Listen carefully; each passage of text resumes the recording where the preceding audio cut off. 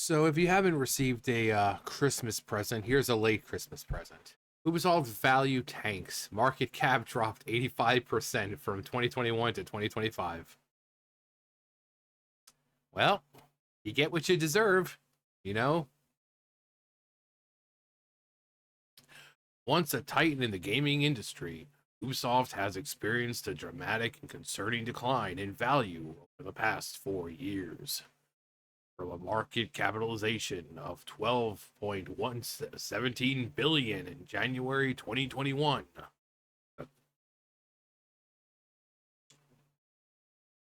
I just want to live someplace quiet. I really do. I really do.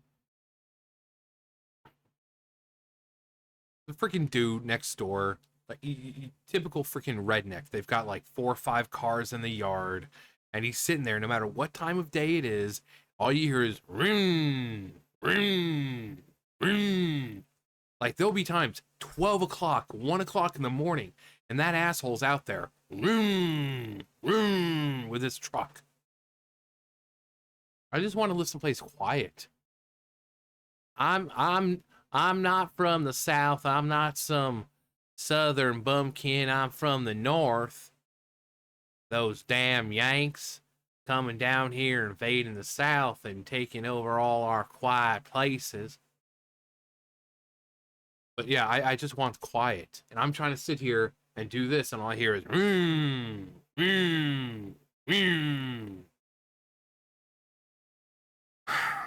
um yeah, where was I?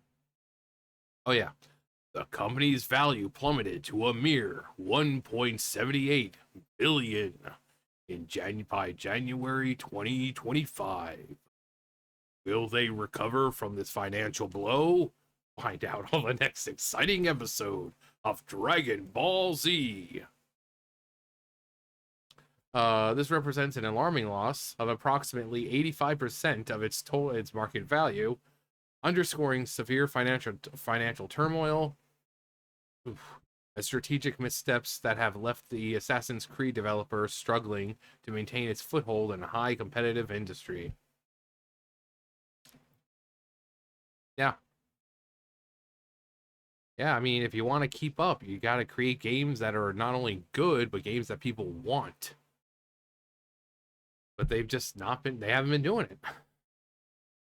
In January 2021, Ubisoft stood strong with a market cap of 12.17 billion. $12.17 billion. This reflected its status as a powerhouse in the gaming world. However, by January 2024, the company's value had been cut by over 74%, dropping to 3.14 billion. There it is, all the way back in 2005, when it was just a baby. It was just little baby Ubisoft all just crawling around and trying to win from the big boy companies. And then here they are. You know, their parents, they've grown, they've gone through life. Now we're seeing them become elderly, and all that, it just slowly decays. And you're like, huh, that's actually pretty good. That is kind of like what it is. They start as little infants and babies, they don't know much, and suddenly they've become full grown adults, and they've reached their peak, their prime. And they're just kind of slowly regressing to, that childish state in the form of, becoming elderly. Maybe have like Alzheimer's or something, and just not working out for them. The downward trajectory continued unabated into 2025, where the market cap further decreased by nearly 43% from the previous year, settling at 1.78 billion. This total reduction of 10.39 billion over 4 years highlights deep-rooted issues within the company's operations and strategies. You think? When we factor in their most recent reported loans from March 2024, totaling 2.71 billion, likely higher now due to updated rates and adding additional borrowing not yet reflected in their valuation, Ubisoft's financial position seems to have worsened compared to 2024. The company's inability to sustain liquidity sufficient to cover its mounting debt is exacerbated by the impending release of Assassin's Creed Shadows in February, a game that has already garnered significant negative reception. Yeah, it's not going to do well. It's not. If Shadows flops, it could cripple Ubisoft's ability to secure further loans to sustain operations through 2025. With yeah, with its current valuation to debt ratio, no bank would be likely to extend additional credit without a solid assurance of repayment. Unless a miracle occurs, Shadows could deepen Ubisoft's financial woes and potentially push the company towards bankruptcy, which we've talked about before. Experienced industry expert Joost van Dronen, uh, founder of Superdata, has voiced a grim prognosis for Ubisoft, suggesting that the company is on the verge of privatization and dismantling in 2025. I mean, I wouldn't be surprised. He points out that Ubisoft's share price has nosedived, making it an attractive target for for takeover. Yeah, the people once the shares are cheap enough, yeah, they're gonna snatched up by anyone.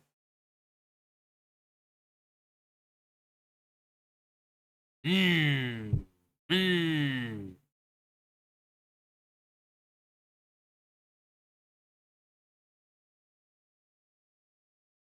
Its valuable assets, particularly Rainbow Six Siege and the Assassin's Creed franchise, could be worth more separately than together.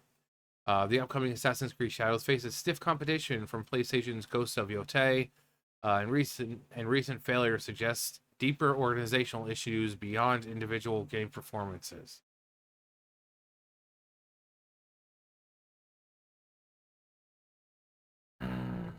Ubisoft's strategic missteps have significantly contributed into its financial decline. Recent game releases, such as Star Wars Outlaws, which not too long ago they were like, "Hey guys, so there's this thing in the game that a lot of people haven't unlocked yet. All you have to do is just go through all the side quests, and you'll be able." They're trying to get people to play the game because it's done so poorly. Whether it be getting to people to play the game or wanting like, what? You can do that in game? Well, I should go out and buy it now. It just it's not working. It's not working. Have fallen short of market expectations with pre-orders reportedly. Yeah, we already know that. The decision to release Outlaws on Steam shortly after launch, uh, deviating from the exclusive Ubisoft Connect platform strategy used for successful titles like Assassin's Creed Valhalla, suggests a desperate attempt to salvage sales. Yeah, yeah. I mean, I think it was like what 1.3 million copies for Outlaws, which is nothing. That's it sounds like a lot, but when you do the financial part of it and look at the numbers, yeah, that's not good. That's 1.3 million copies worldwide, and a name like Star Wars, which has way more than 1.3 million fans. That number is terrible. Uh, lacks confidence in its own distribution channels, along with the inability to maintain strategic consistency. Finally, Ubisoft is mounting debt and declining revenue, grappling with mounting debt and declining revenue. As of its latest financial report, Ubisoft's non-IFRS net debt stands at 1.1 billion euros. And its IFRS net debt rate has risen to 1.4 billion euros, up sharply from 888.8 million euros the previous year, with cash reserves dwindling to 932 million euros. The company is struggling to generate sufficient revenue to offset its borrowing costs, which it's not going to do that if it keeps making flops.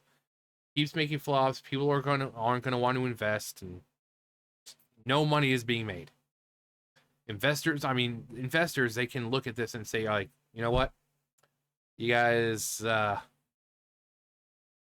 we're not giving any more money here. We were hoping that we would give you money and make a profit, but you guys you're losing everything. So, but then these people can just wait around for the company for the shares to be really really cheap, and then people just snatch them up, and like, okay, we're kind of taking over. You guys can go now. Additionally, the estimated annual cost of 746.6 million euros for maintaining an 18 nice 18,666 strong workforce is unsustainable given the declining revenues and increasing debt burden. And then you have Yves Guillemot, who has no idea what he's doing. Management and organizational issues further exacerbate Ubisoft's predicament. Van Drunen criticized Ubisoft's outdated development approach, which fails to engage players and build a strong community. That's a necessity in the modern gaming landscape. You would think so, but you know, most companies don't give a crap. The shutdown of XDefiant is not merely a failed launch, but a symptom of a broader problem: Ubisoft's inability to adapt its distribution and development strategies to contemporary demands. Moreover, the costly development of yeah, that game, which you really don't get to do much except for basically battle on the ocean, and yet 650 to 850 million dollars over 10 years, and yet no one played it. No one played it. So, highlights inefficiencies in resource allocation, and project management. This project, alongside the cancellation of multiplayer games like X Defiant, which is a shame, since people kind of seem to like it, but has drained financial reserves without delivering expected returns. Cultural and ideological overreach has also played. Yeah, I mean, we're not gonna. That's pretty much the main bulk of that. Is that they keep doing it, and then uh, he comes down with, like, don't believe your lying eyes. We're not trying to insert a diversity, equity, inclusion to any of our games, despite the fact that it says on their website that that's what they're trying to do. Oh, we believe in representation and telling diverse stories. Um, this reliance on external talent not only inflates product production costs, but also leads to inefficiencies, as many as these contractors lack the necessary experience to contribute effectively to yeah, and then there's things about them possibly hiring people who have like zero experience, not like someone who's like been an intern and stuff like that and shadowed someone before, but no, like fresh out of school, no experience, no nothing, and just like, oh, there you go, have fun working on this game now. The imbalance has resulted in poorly executed gameplay, increasing production costs, further straining Ubisoft's already precarious financial situation. Added to the adding to these multifaceted challenges is the looming threat of bankruptcy. According to a recent exclusive story by that Park Place writer Francesco Salbach, Ubisoft's financial woes are so severe that bankruptcy in 2025 appears imminent. Yeah, we talked about that like a week or two ago, I think. The potential privatization and dismantling of Ubisoft has attracted interest from major players like Tencent. Yeah, probably the most likely scenario is that Tencent's going to buy them out. However, a Tencent buyout may not be the lifeline Ubisoft desperately needs. Instead of acquiring Ubisoft's corporate structure, Tencent might find more value in purchasing its intellectual properties through a bankruptcy auction, leaving Ubisoft to declare bankruptcy without a sustainable path forward. I mean, they could do that. It's like, we don't need the company itself because we have a company. Well, but we'll take your IPs though. Um, This scenario would mark a tragic end for a company that once stood at the yeah. Ubisoft's been around for so long, and it's a shame, but it's like this is what happens when you refuse to listen to the players and you keep making these choices that are just destroying your company, whether it be hiring people based on the color of their skin and not based on how much experience they have, making games that just no one finds appealing anymore, you know, treating the gamers like they're stupid. So, uh, did Yves Guillemot went quite literally insane. How can someone build something from the ground up and then just bury it like this? Uh-huh.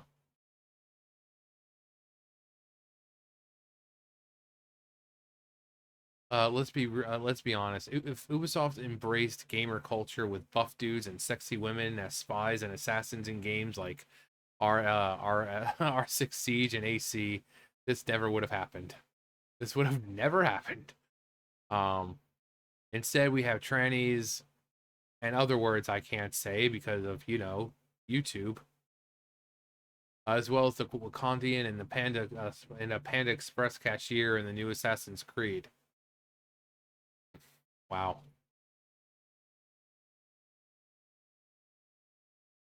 But I mean, it'd be a shame, but again, you kind of get what you deserve.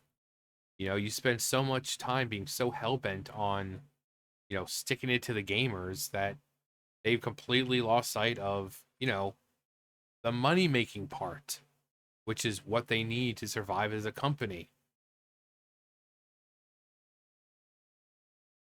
So it'd be a shame, but we still have all those classic Ubisoft titles to go back to, on consoles and all that. So they will be remembered with reverence.